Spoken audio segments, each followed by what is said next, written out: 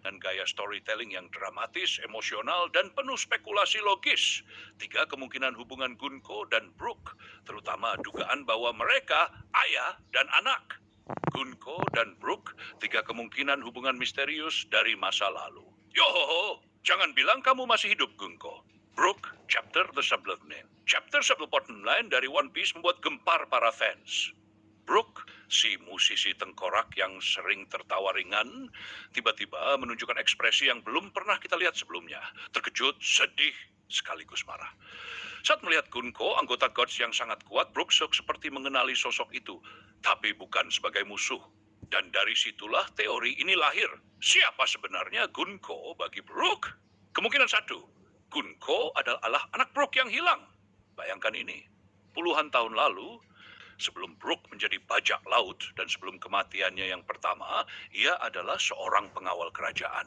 Dalam masa hidupnya itu, Brooke pernah menjalin hubungan dengan seorang bangsawan wanita atau bahkan rakyat biasa dari kerajaan yang tertindas. Dari hubungan itulah lahir seorang anak perempuan.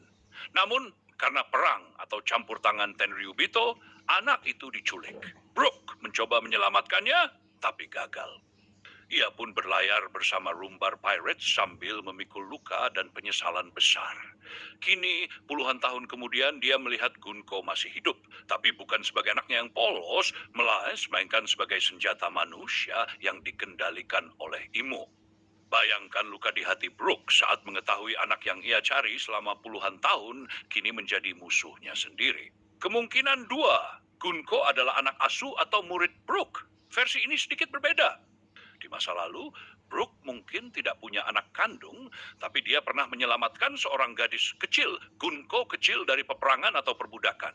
Ia merawat dan melindunginya seperti anak sendiri. Gunko tumbuh dalam asuhan Brooke yang saat itu menjadi prajurit.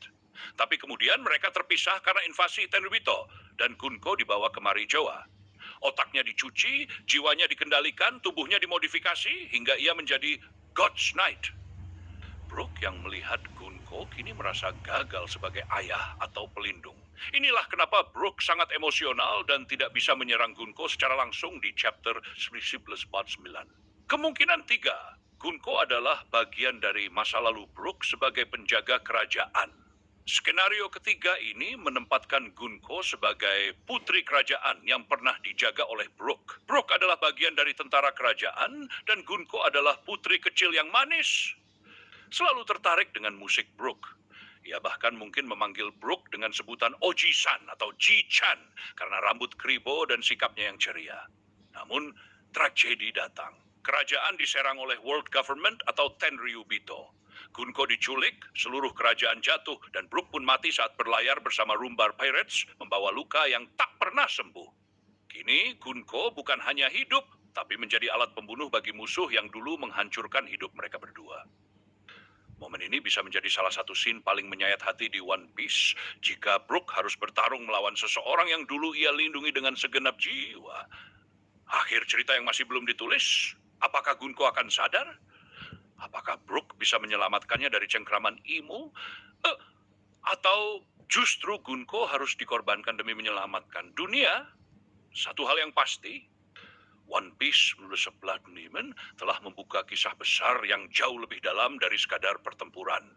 Ini adalah kisah tentang keluarga, kehilangan, dan cinta yang tak pernah padam.